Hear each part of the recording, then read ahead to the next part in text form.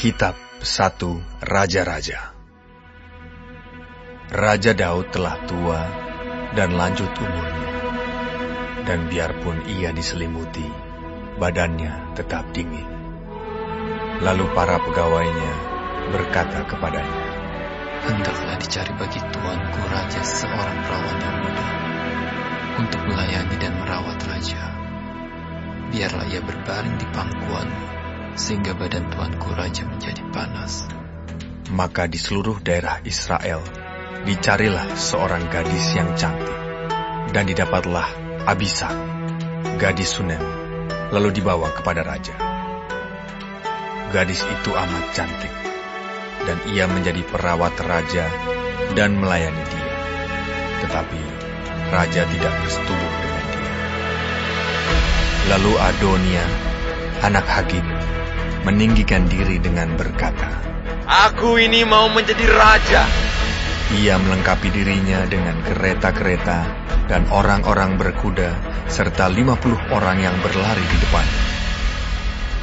Selama hidup Adonia, ayahnya belum pernah menegur dia dengan ucapan, "Mengapa engkau berbuat begitu?"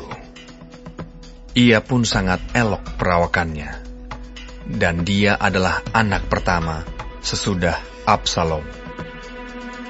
Maka berundinglah ia dengan Yoab, anak Seruya, dan dengan Imam Abiatar, dan mereka menjadi pengikut dan pembantu Adonia. Tetapi Imam Zadok, dan Benaya bin Yoyada, dan Nabi Nathan, dan Simei dan Rei, dan para pahlawan Daud tidak memihak kepada Adonia.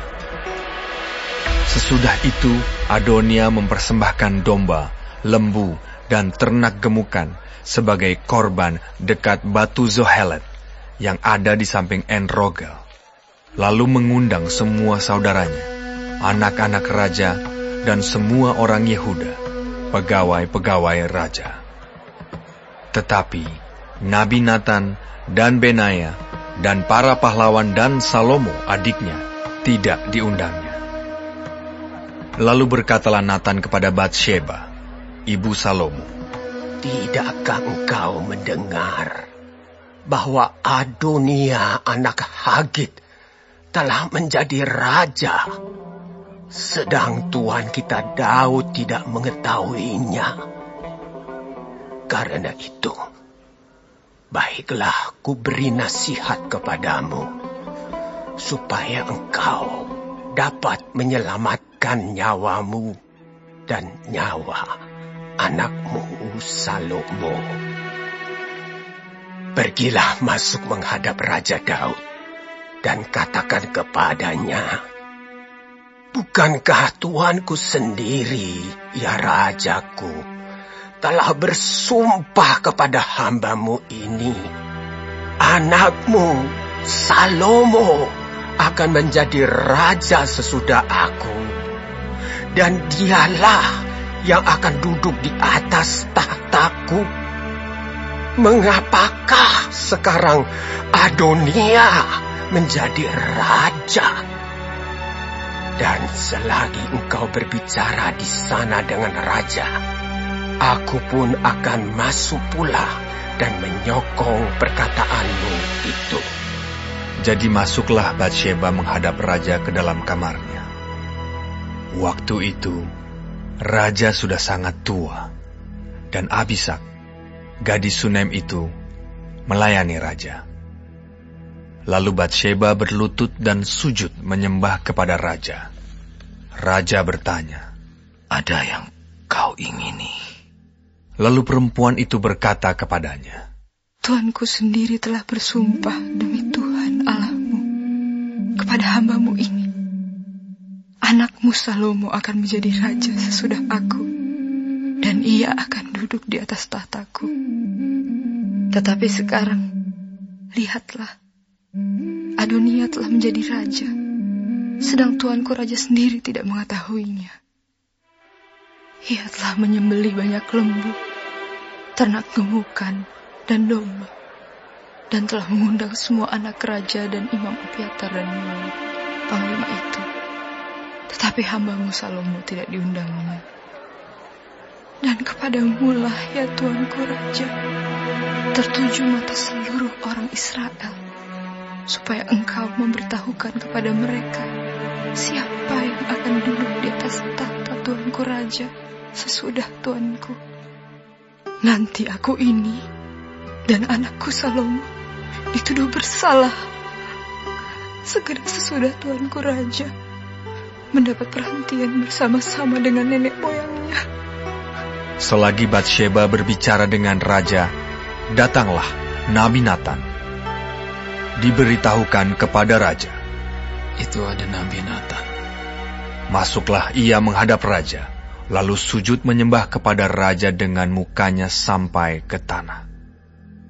Natan berkata, "Ya Tuanku Raja, Tuanku sendirilah rupa-rupanya yang telah berkata, Adonia akan menjadi raja sesudah aku, dan ia akan duduk di atas tahtaku.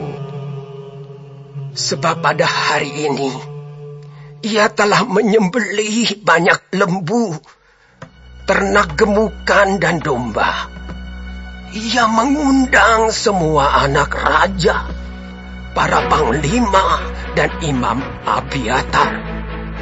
Dan sesungguhnya mereka sedang makan minum di depannya sambil berseru, Hidup Raja Adonia!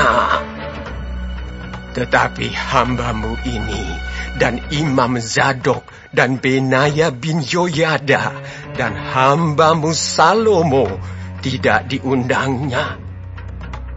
Jika hal ini terjadi dari pihak Tuanku Raja, maka engkau tidak memberitahu hamba-hambamu ini siapa yang akan duduk di atas tahta Tuanku Raja sesudah Tuanku. Lalu Raja Daud menjawab, katanya, Panggillah Batsheba. Perempuan itu masuk menghadap raja dan berdiri di depannya.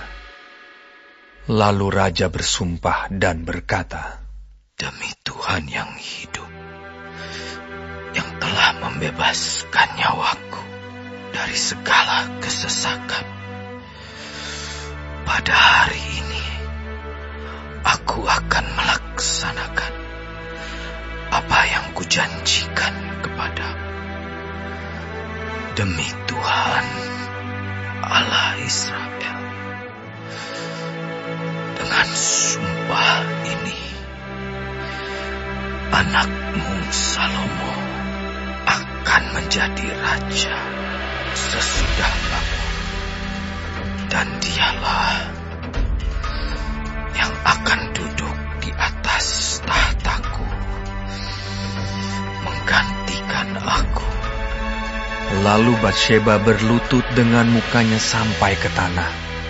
Ia sujud menyembah kepada raja dan berkata, Hidup Tuanku Raja Daud untuk selama-lamanya. Lagi kata Raja Daud, Panggillah Imam Zadok, Nabi Natan, dan Benaya bin Yoyada. Mereka masuk menghadap raja, dan raja berkata kepada mereka, Bawalah para pegawai tuanmu ini, naikkan anakku Salomo ke atas bagal betina kendaraanku sendiri, dan bawa dia ke Gihon. Imam Zadok dan Nabi Natan harus mengurapi dia di sana, menjadi raja atas Israel.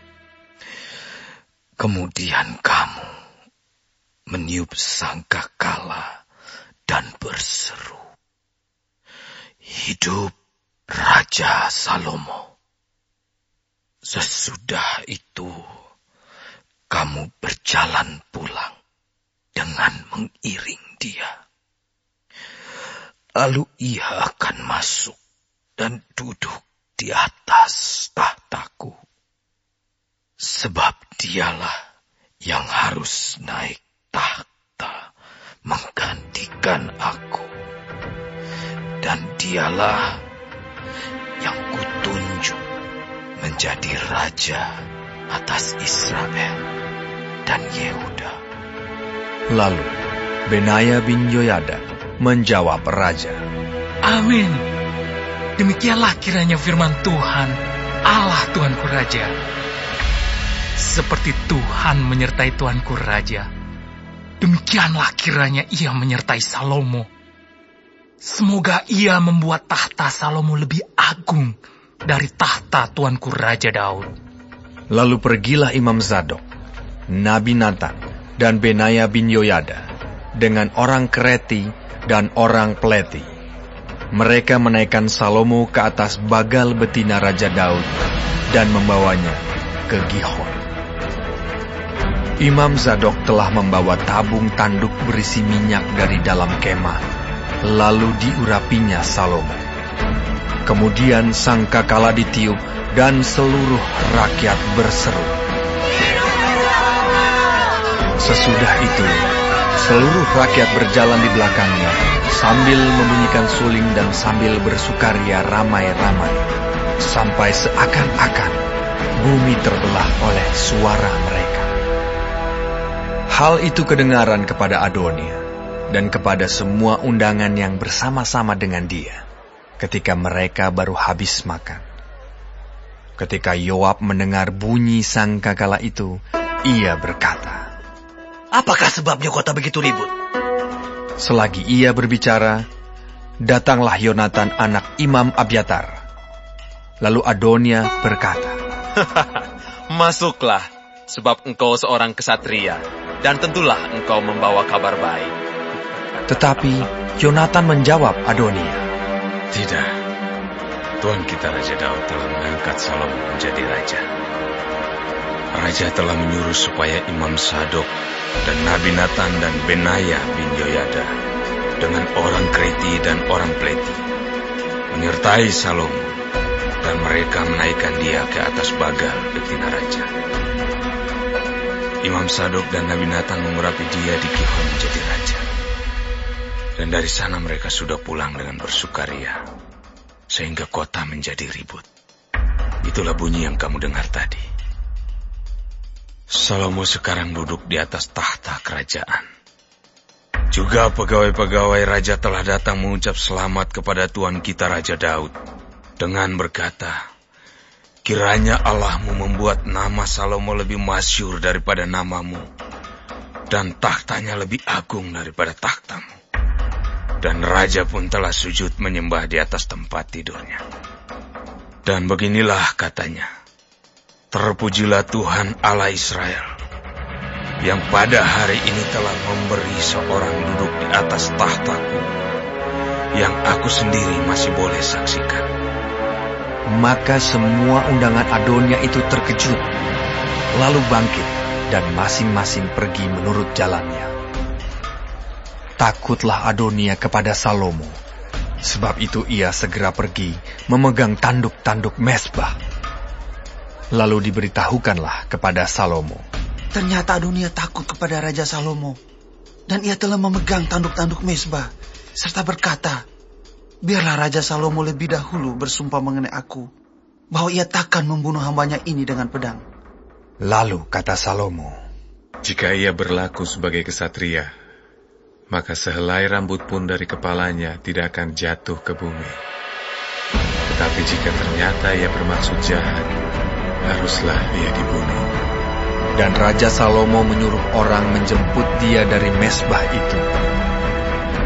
Ketika ia masuk, sujudlah ia menyembah kepada Raja Salomo. Lalu Salomo berkata kepadanya, Pergilah ke rumahmu